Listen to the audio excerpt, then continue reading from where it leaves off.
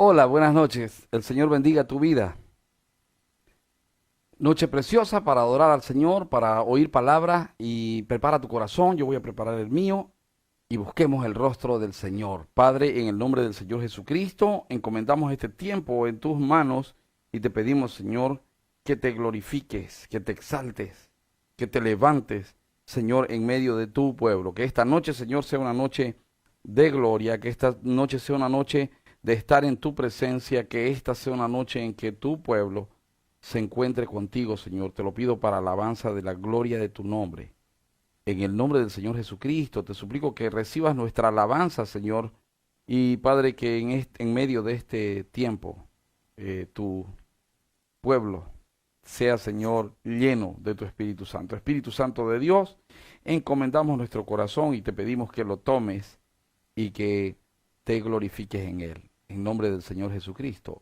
Amén y amén. Alabemos al Señor, mis amados.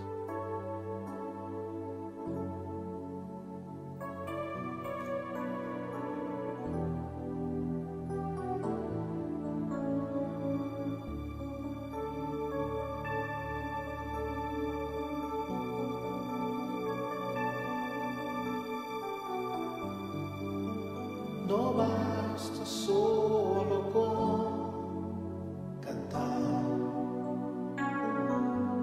no basta solo con decir,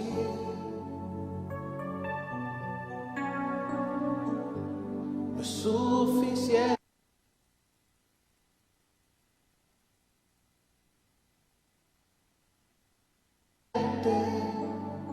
solo con querer hacer, solo con soñar.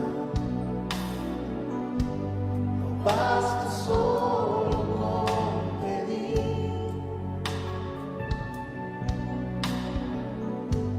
no es suficiente solo con querer tener, es necesario morir.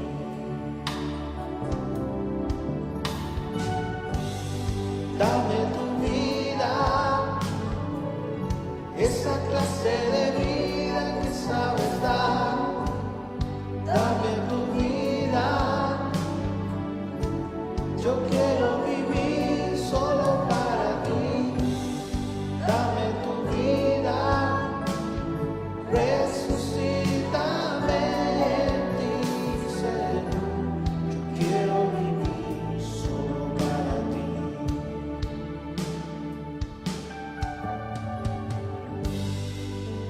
No basta solo con cantar,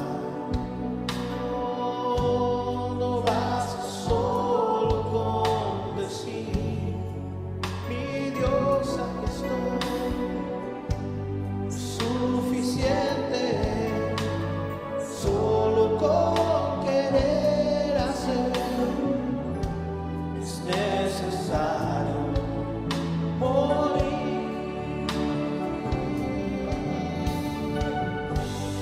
Dame tu vida, esa clase de vida que sabes dar. Dame tu vida, yo quiero vivir solo para ti. Dame tu vida, resucítame en ti, Señor. Yo quiero vivir solo para ti.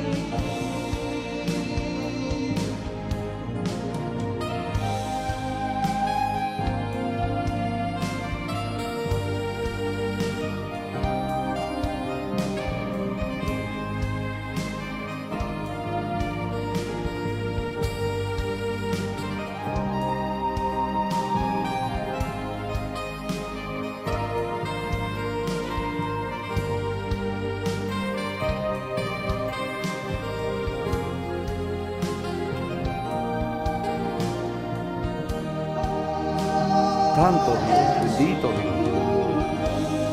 Dame tu vida, Toma nuestras vidas, oh Señor. vida que sabes dar.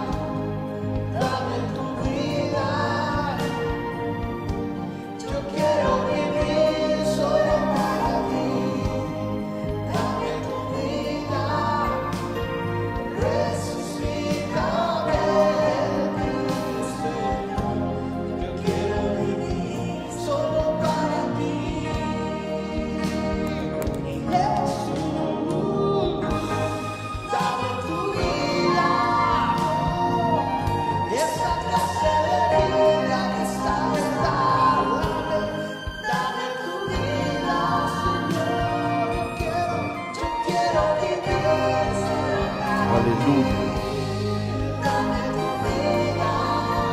santo es tu nombre, Señor.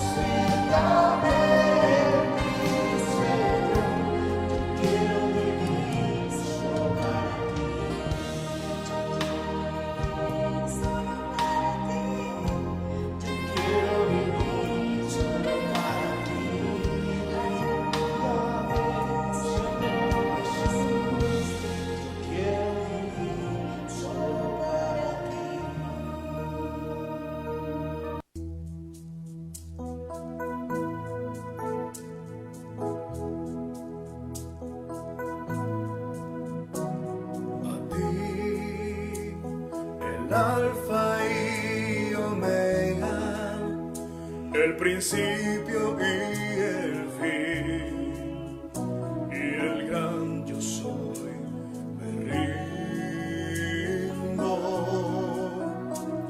a ti, el Todopoderoso, el que es y Bendito quien Dios. será. Soy, me entrego. Yo quiero que gobiernes mi vida, mi caminar, y que siempre viva en tu voluntad.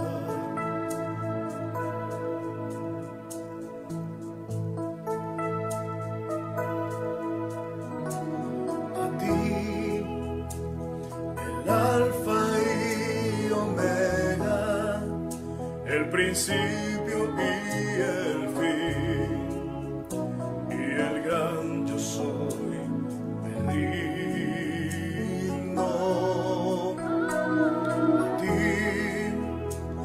el Todopoderoso, el que es y quien será, y el gran yo soy, me entrego.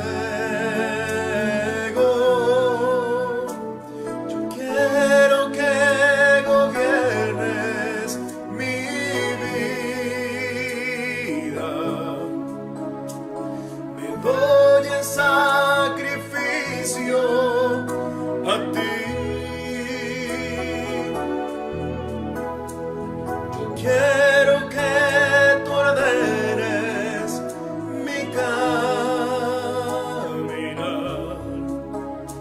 y que siempre viva en tu voluntad. Toma nuestras vidas, oh Señor. Quiero que gobiernes mi vida.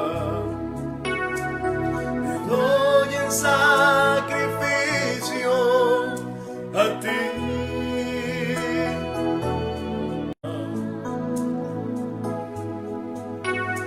Y que siempre viva en tu voluntad. Y que siempre viva en tu voluntad.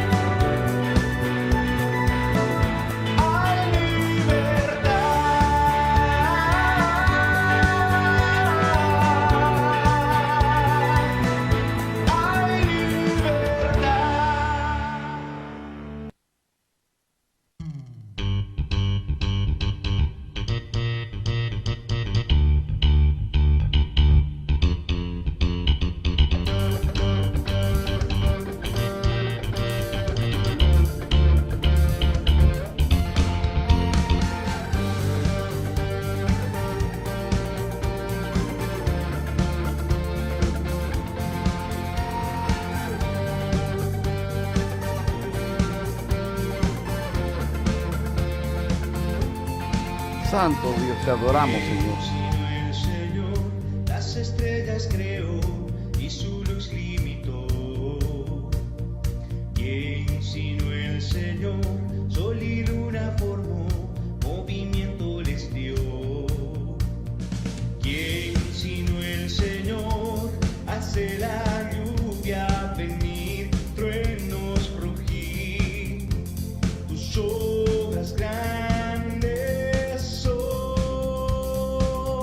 Dios poderoso, tú gobiernas la creación, con tu palabra, Señor, te exaltaremos.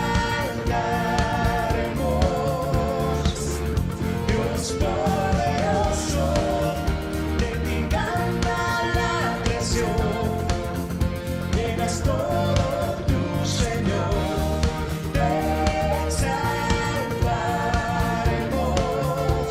por siempre y siempre, oh Dios.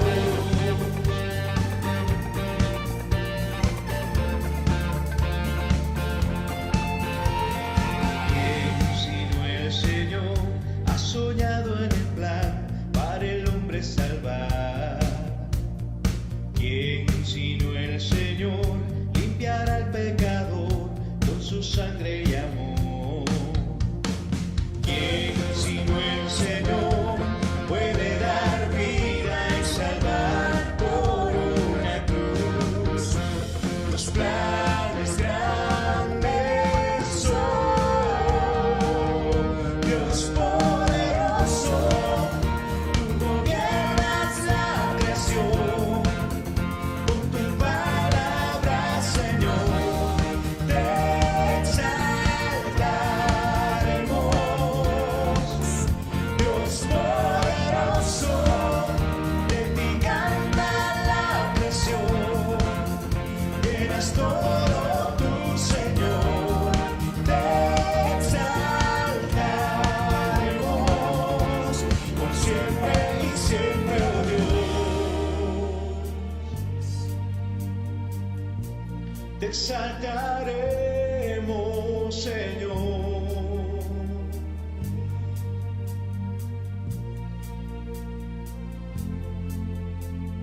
Todas las cosas vienen de ti, por ti, oh gran Dios soy. Todo es tuyo y para ti, oh Señor, oh gran Dios soy.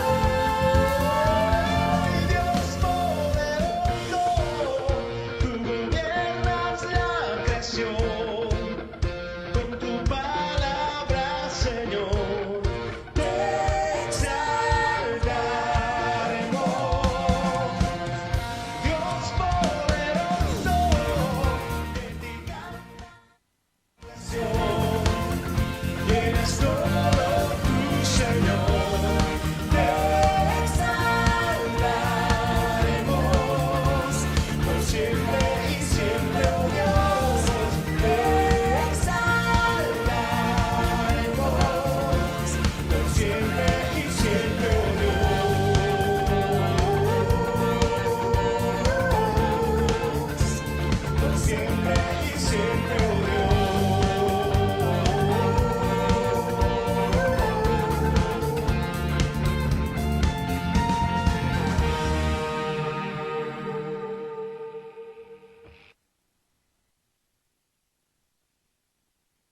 Gloria al Señor. Aproveche este tiempo y salude al hermano que está ahí en línea junto con usted. Bendiga, tómese un tiempo para escribir ahí bendiciones para sus hermanos, salude, dele la paz del Señor.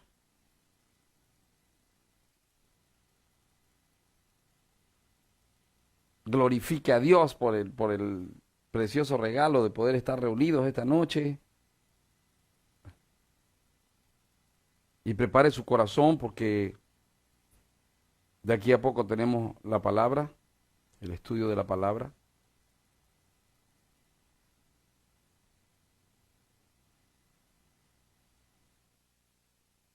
Amén. ¿Está listo su corazón? Pues entonces oremos. Padre, en el nombre precioso del Señor Jesucristo, gracias por esta noche, por tu palabra que va a ser predicada. Señor, gracias porque hay alimento para tu iglesia, gracias porque nuestros corazones están en ti, Señor, y quiero pedirte que bendigas al portador de tu palabra, a mi hermano Paolo, y Señor, quiero pedirte que te glorifiques en su vida, en su corazón, y Señor, levántate y sean esparcidos los que te aborrecen, y usa la boca de tu siervo para alabanza de la gloria de tu nombre. En nombre de Jesús. Amén y amén. Pues sea bienvenido mi hermano Paolo esta noche.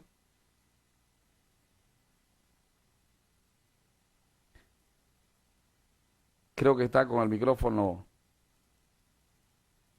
A ver. Ahora sí. A ver, hable mi hermano ¿Ya? para saber que ¿Se está me, ahí. se me escucha? Buenas noches, hermano. Ya estoy ya estoy en vivo. Hola, hola. Amén. Cuando quiera, mi amado, de su tiempo. Ahora sí.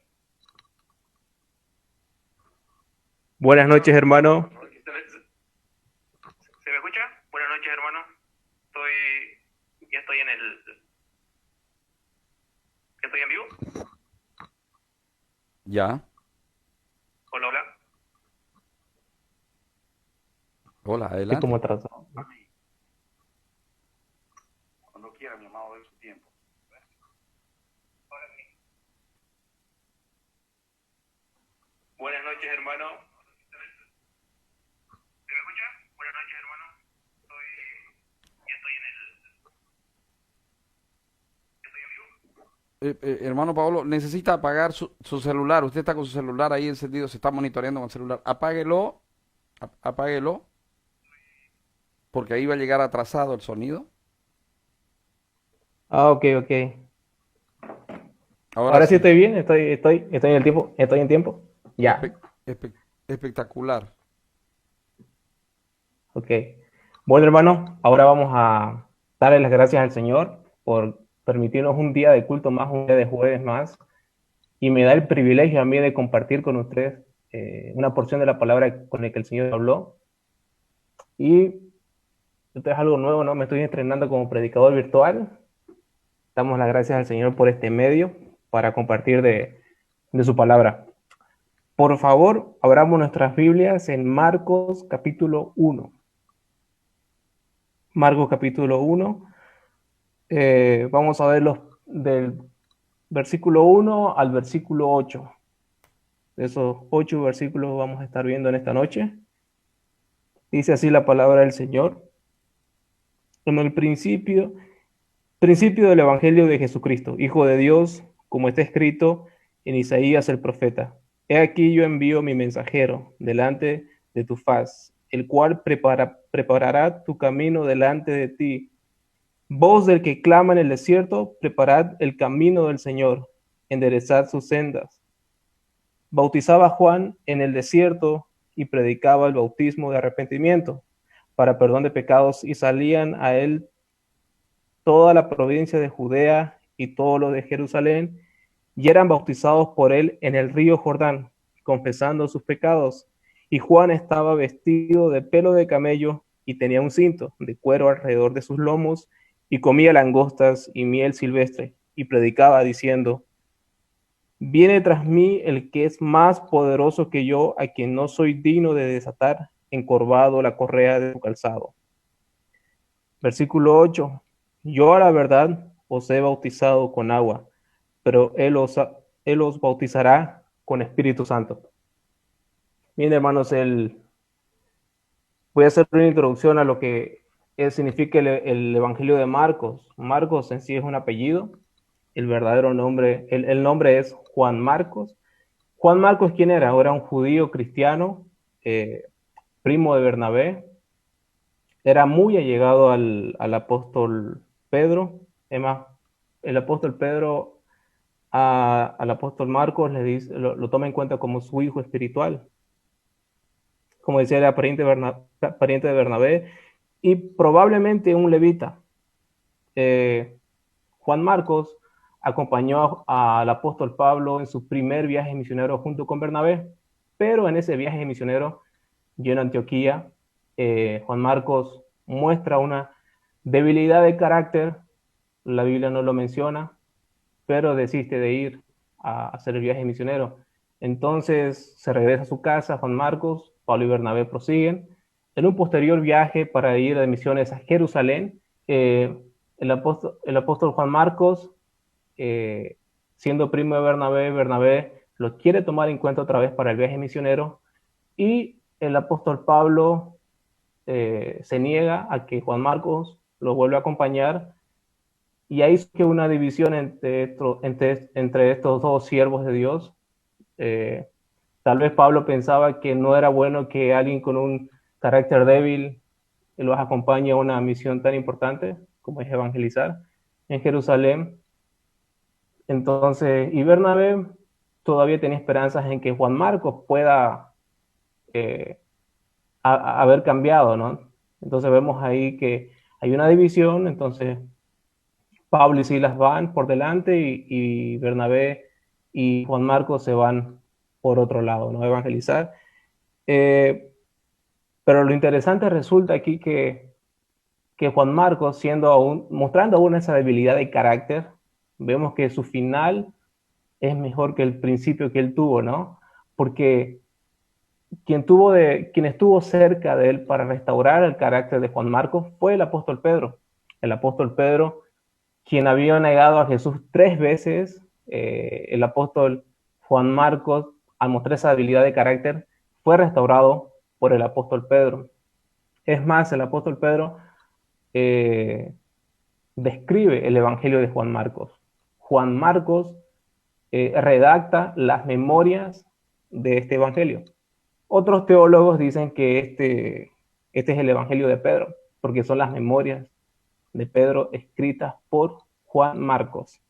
Entonces vemos cómo Dios, a pesar de nuestras debilidades, a pesar de nuestros errores, Dios puede usarnos siempre y cuando estemos nosotros dispuestos a seguir el llamado que Él tiene para nosotros. Juan Marcos fue un joven que mostró debilidad, pero ya al final él escribió el primer evangelio. En otras Biblias está Mateo, ¿verdad? Pero en el primer evangelio que está correctamente en la cronología es de Marcos. Y Marcos tiene una peculiaridad de describir la humanidad de nuestro Señor Jesucristo, su humanidad, su servicio y su sacrificio. Son dos cosas que este evangelio demuestra. Demuestra a Jesús desde una perspectiva, desde un ángulo sobrenatural. El evangelio de Marcos es una biografía teológica o una biografía temática de la vida de Jesucristo. No es una biografía exhaustiva de las vivencias de Jesucristo, sino es una biografía temática, teológica, que nos ayuda a ver en detalle la historia de la redención, porque ese es el interés de Marcos, que veamos a Dios hacerse hombre, el rey hacerse hombre y servir, hacerse siervo, ¿no? Hacerse un esclavo, como diría el apóstol Pablo. Entonces, tiene esa peculiaridad, que eso nos debe de servir de estímulo. Eso nos tiene que servir de estímulo la vida de Juan Marcos, cómo él escribió este evangelio. Yéndonos al texto, en el versículo 1 dice, el principio del evangelio de Jesucristo, Hijo de Dios. El principio del evangelio, en ese entonces la palabra evangelio no era entendida como nosotros lo entendemos. La palabra evangelio tenía una connotación con noticias de la actualidad, pero políticas o militares, que eran buenas, que causaban un revuelo en la sociedad en ese momento.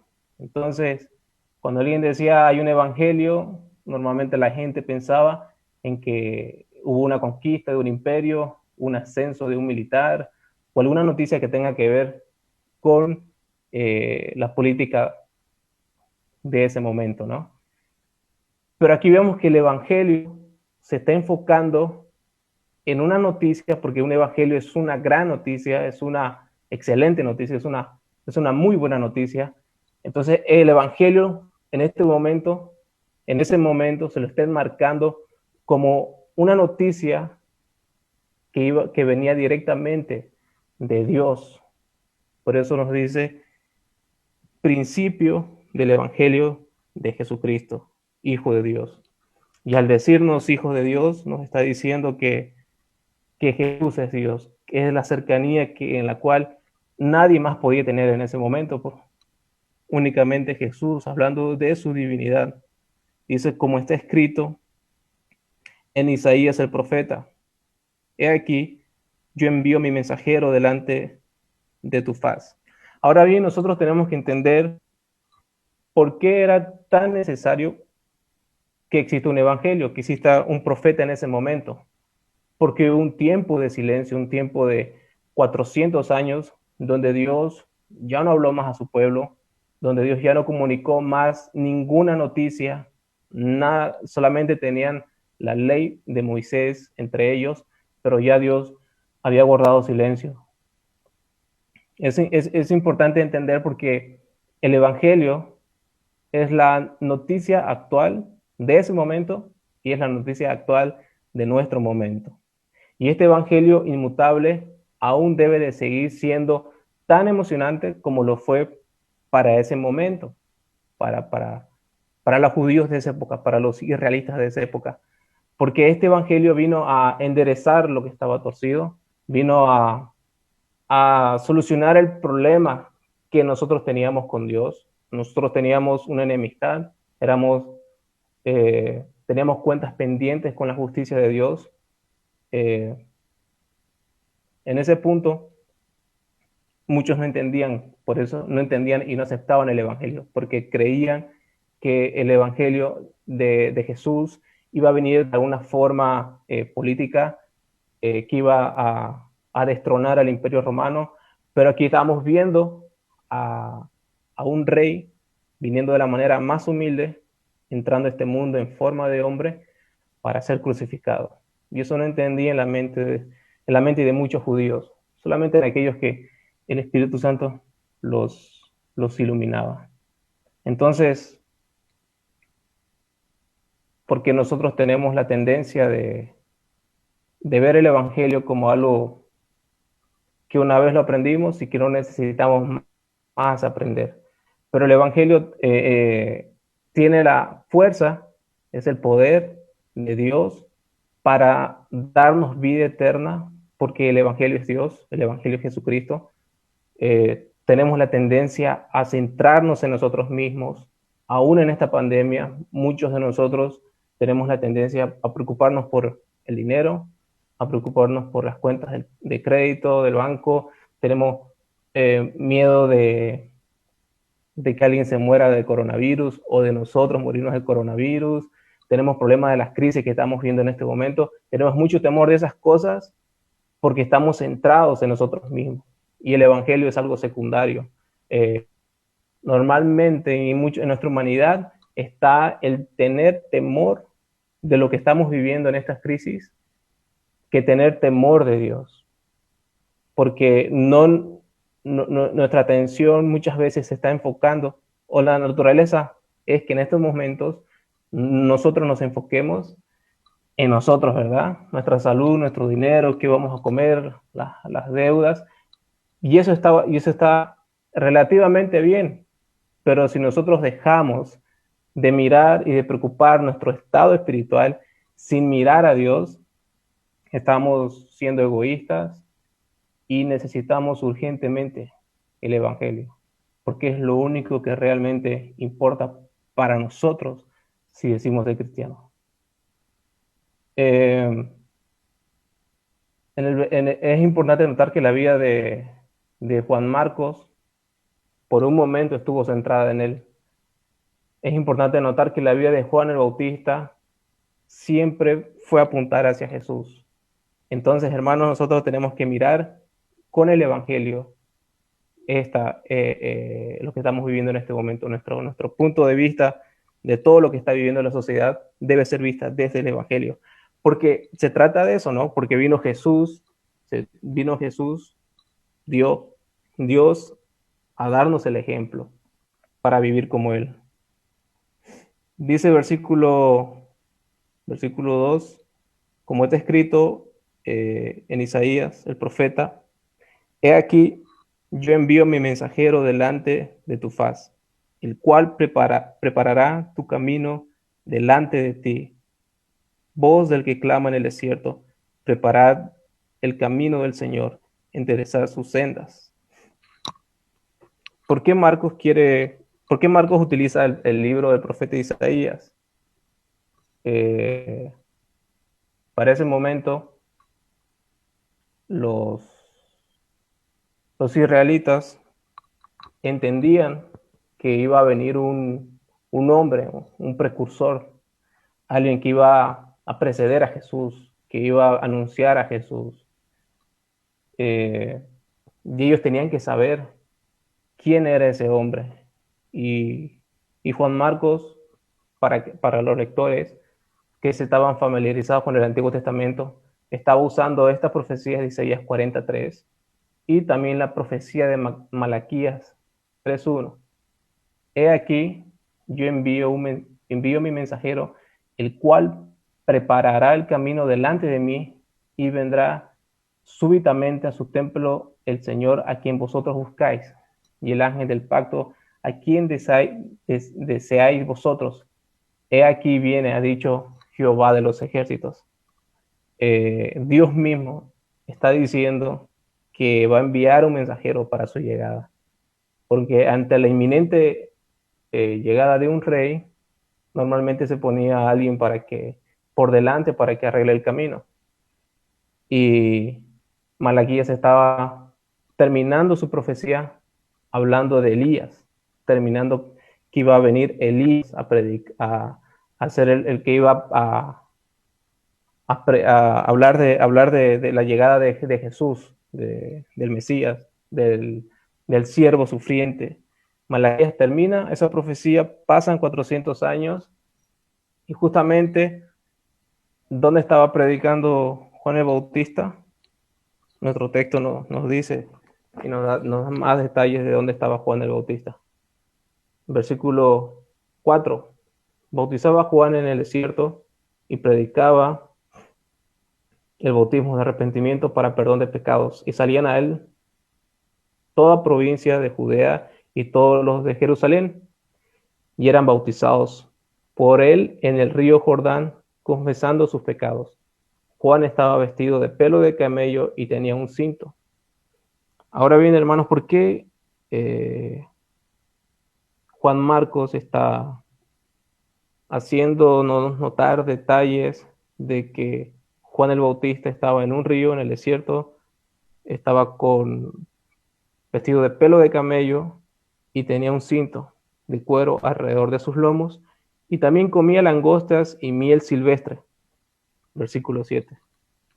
Lo que está haciendo Juan Marcos aquí es describir a Elías en Segunda de Reyes capítulo 1. Elías fue llevado por Dios cuando estaba en el desierto, en las orillas del río Jordán, y también Elías estaba vestido como estaba vestido Juan, con pelo de camello,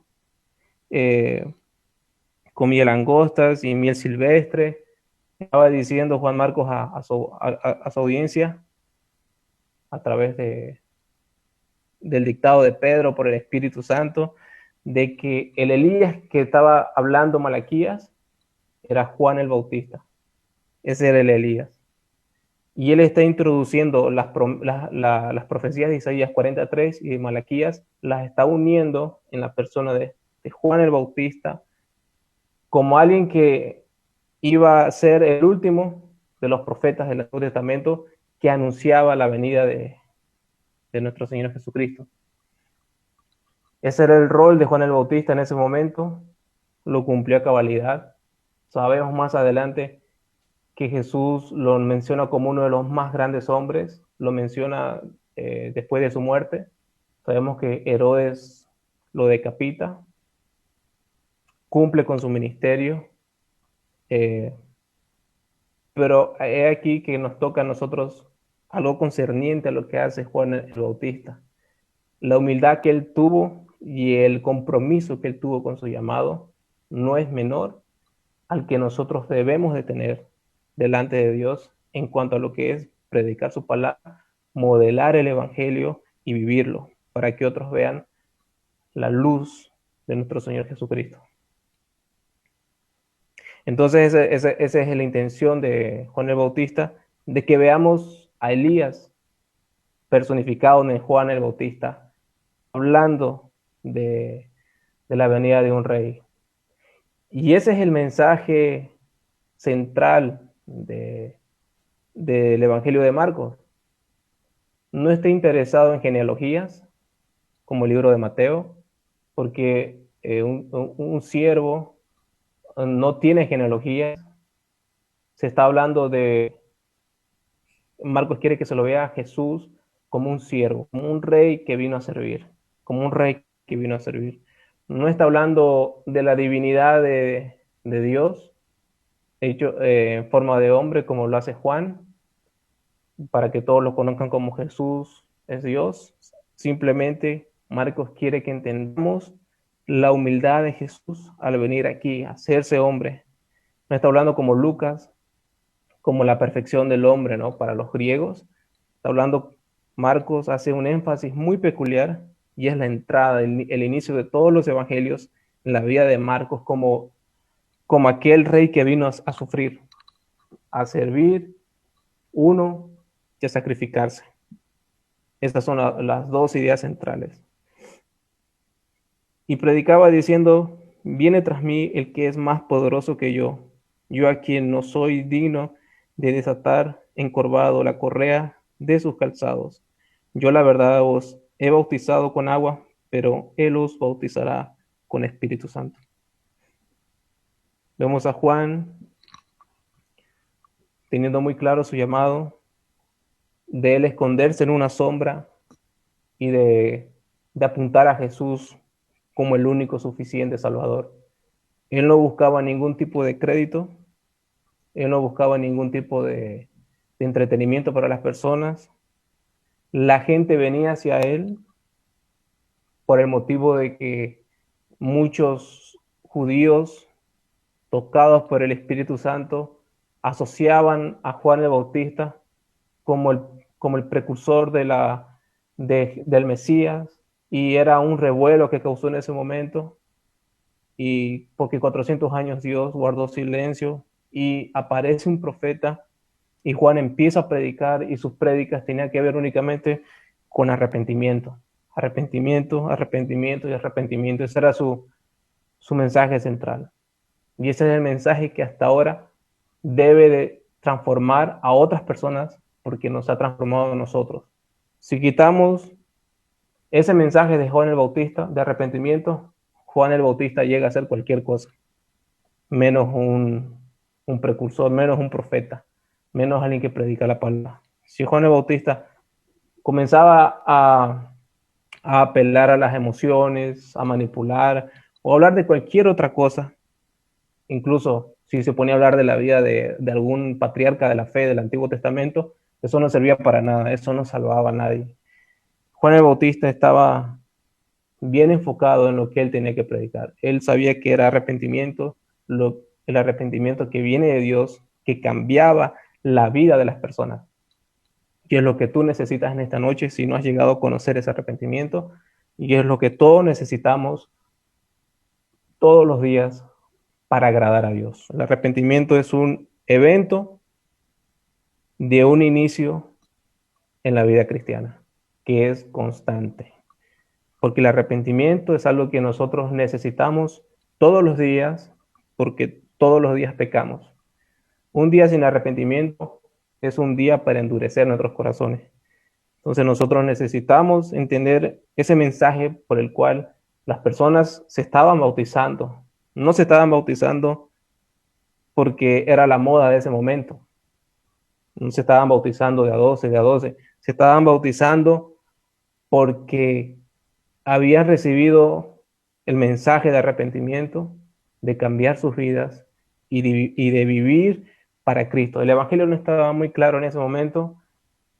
Ni siquiera el Juan el Bautista va a entendía, mejor dicho, que Jesús iba a morir crucificado, porque después él manda, ¿verdad?, a sus discípulos a decir si él era el Mesías o no era el Mesías. Se siente confundido y Jesús amablemente responde que los ciegos se sanan, los cojos caminan, los muertos resucitan y todos los milagros que él estaba haciendo. Juan el Bautista tiene esa peculiaridad y es algo que nosotros debemos de modelar, esa humildad de, de ser fiel a vivir lo que predica. Porque Juan el Bautista fue fiel a lo que él predicó y fue fiel a lo que él predicaba. Es decir, a Dios, predicaba a Dios, el mensaje de Dios. Y diciendo, viene tras mí el que es más poderoso que yo, a quien no soy digno de desatar, encorvado la correa de su calzado. Y él decía, yo a la verdad os bautizo con agua, pero él os bautizará con Espíritu Santo. Juan el Bautista entendía que él podía llegar a los oídos de las personas, pero solo Jesús podía llegar al corazón de las personas, de los inconversos. Juan el Bautista entendía su rol de predicar. Juan el Bautista entendía que solamente por la operación de la predicación Jesús podía llegar al corazón de ellos, porque Jesús tenía el poder de llegar al corazón, mas Juan el Bautista únicamente podía anunciar la llegada de un rey, pero él no podía cambiar a nadie. Él entendía que el poder venía de Dios. Ahora quiero que nos vayamos al libro de Juan por un momento y veamos un poco más en detalle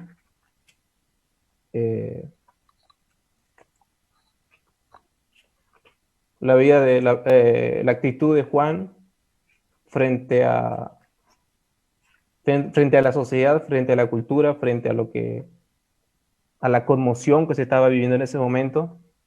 Como les decía, Juan el Bautista causó mucha sensación. Juan el Bautista causó mucha polémica, entre comillas, por su aparición.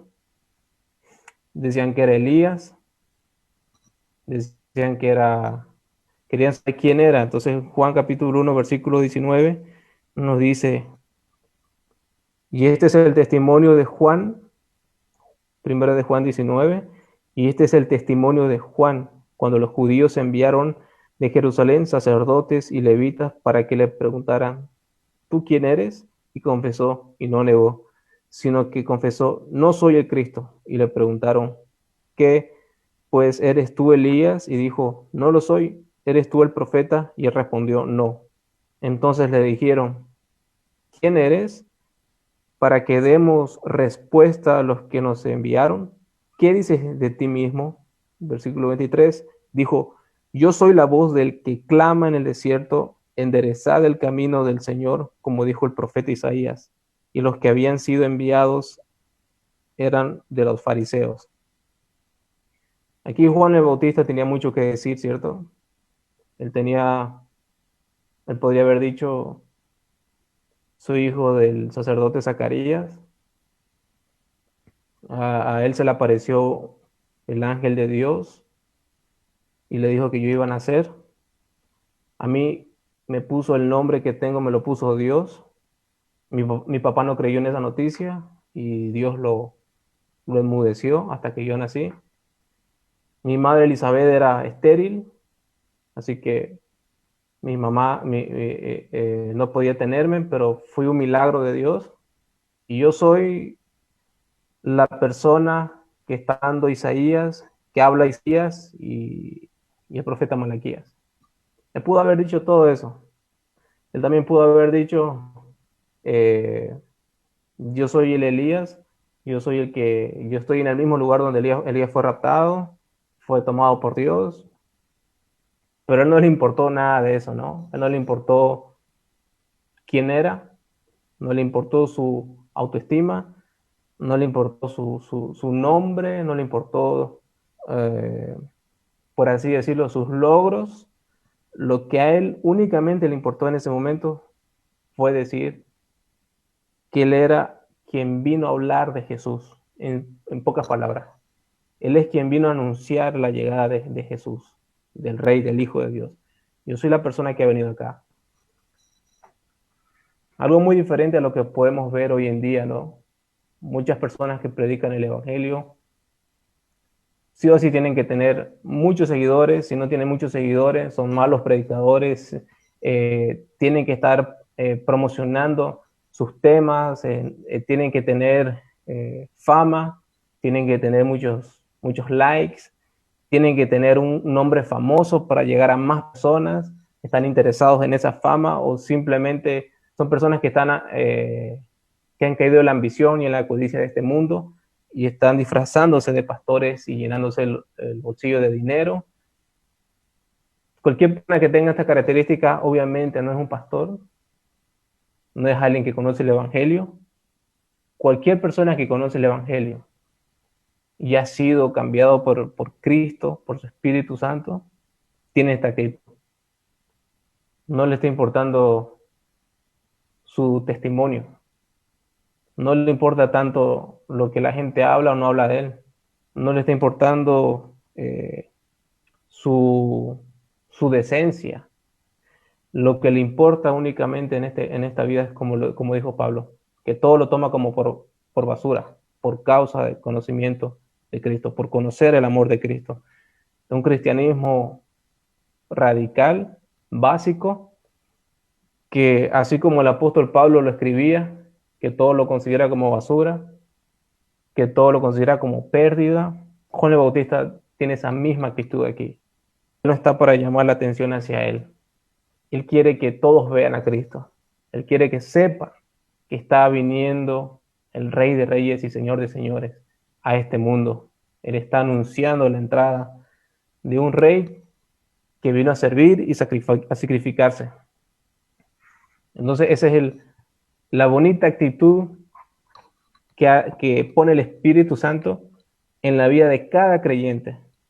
Juan el Bautista pudo hacer todas estas cosas, pudo vivir todas estas cosas, pudo decir todo esto, no porque fue un profeta, así el super profeta, no, fue un hombre caído, un descendiente de Adán, necesitó necesariamente poner su fe en Jesucristo, ser salvo y ser usado por Dios. Lo mismo para todos nosotros. Él no tiene ningún mérito más allá de cumplir con lo que Dios le mandó a hacer, que fue la gracia de Dios en él.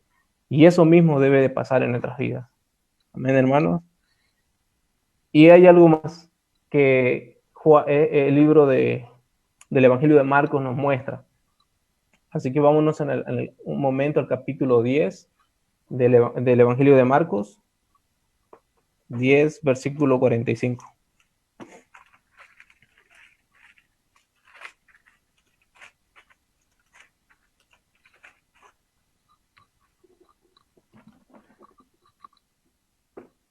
Versículo 45 de Marcos 10. Dice: porque el Hijo del Hombre no vino para ser servido, sino para servir y para dar su vida en rescate por muchos. Este es el punto de partida o el punto de división del Evangelio de Marcos. Esta es una situación en la que los primos de Jesús, Santiago y Juan, se le adelantan. Jesús estaba caminando, Santiago y Juan rebasan a los otros discípulos para pedirle un favor, ¿no? ¿Cuál era el favor? Que cuando esté en su gloria, sus dos primos, aprovechando su unidad familiar aquí en la tierra, Santiago y Juan le piden estar a la diestra cuando Jesús esté en su gloria. Y los otros discípulos, ¿qué pasa con ellos? Los otros discípulos se enojan, pero no se enojan porque no fueron espirituales, sino se enojan porque Juan y Santiago le ganaron en pedir lo que ellos también querían pedir.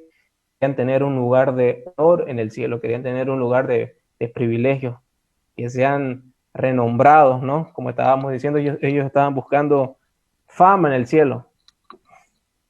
Y Jesús le responde que el Hijo del Hombre no vino para ser servido, sino para servir y para dar su vida en rescate por muchos.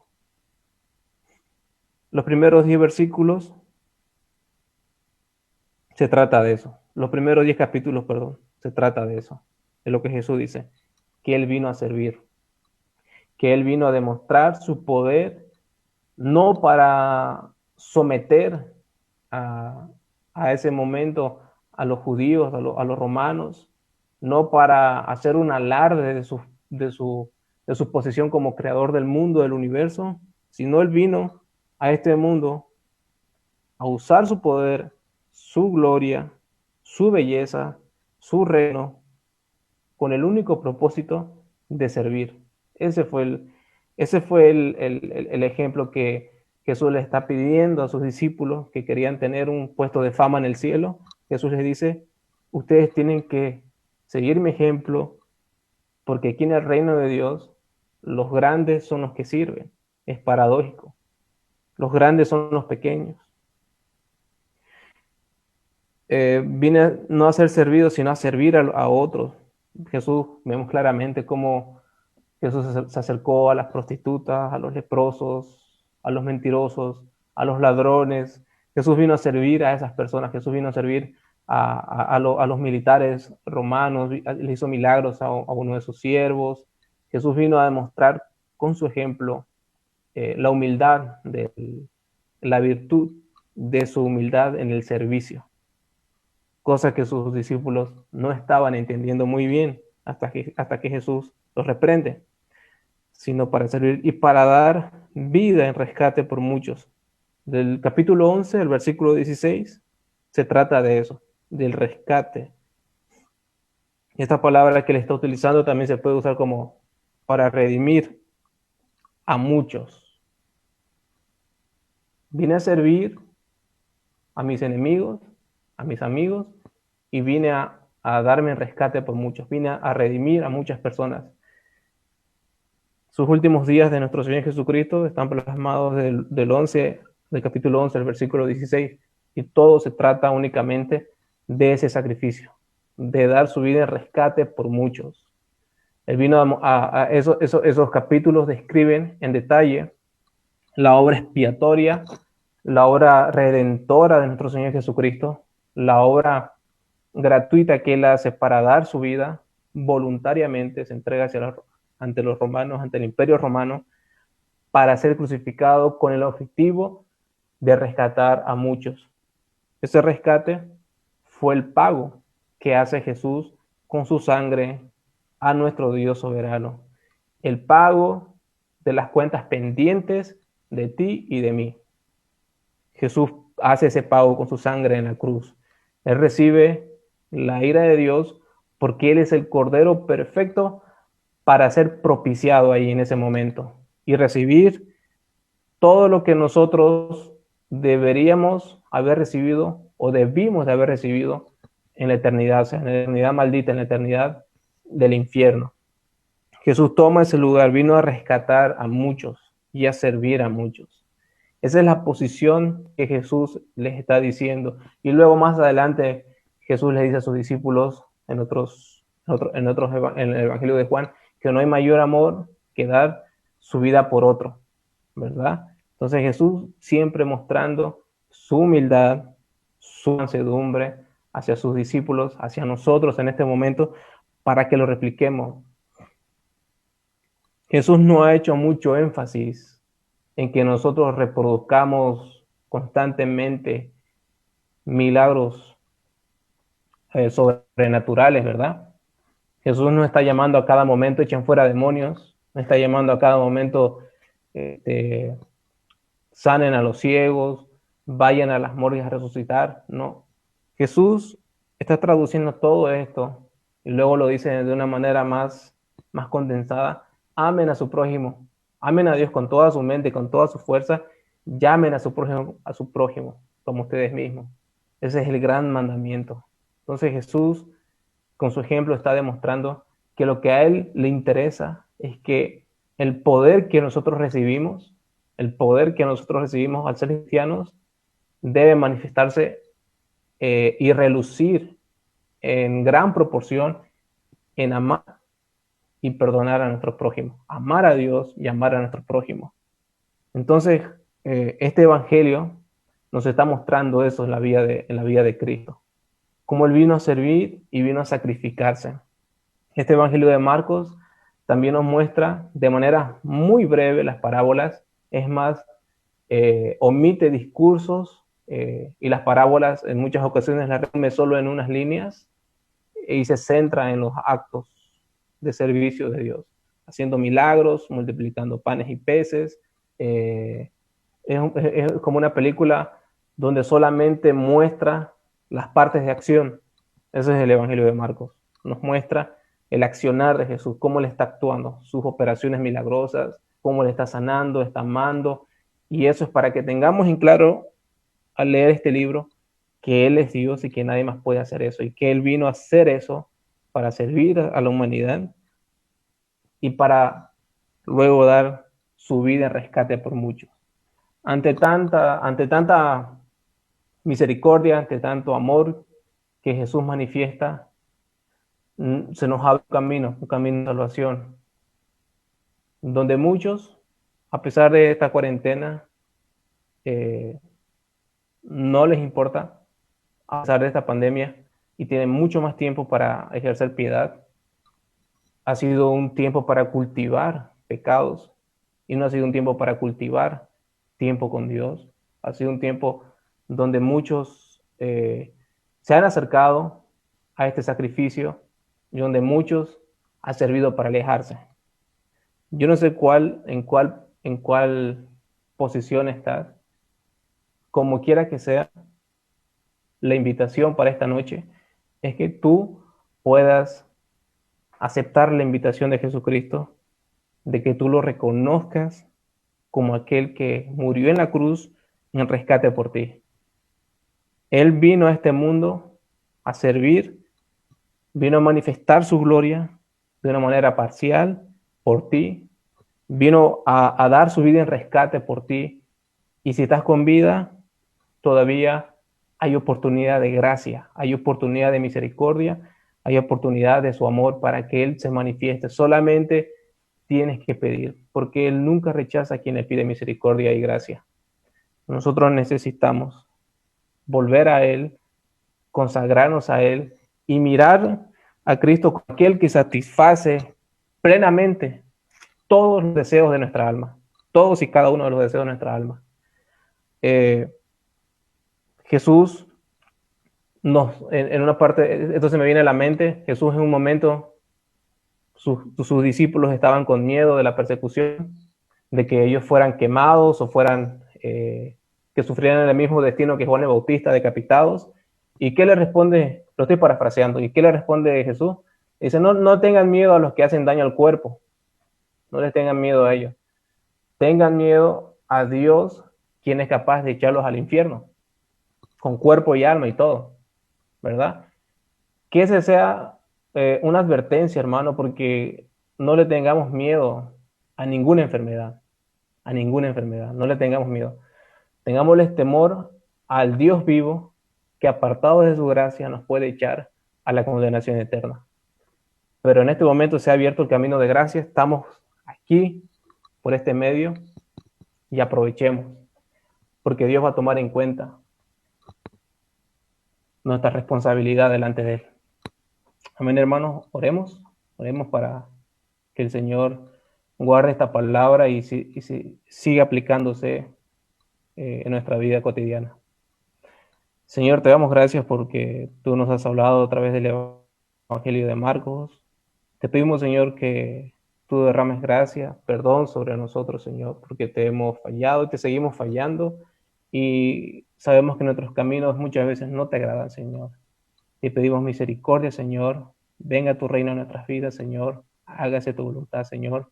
No somos merecedores de tu perdón, no somos merecedores de tu amor, Señor, pero tu palabra enseña que tú viniste a dar tu vida en rescate por muchos, Señor, y nosotros queremos apelar a a ese gran acto de misericordia que tú has hecho en la cruz, Señor.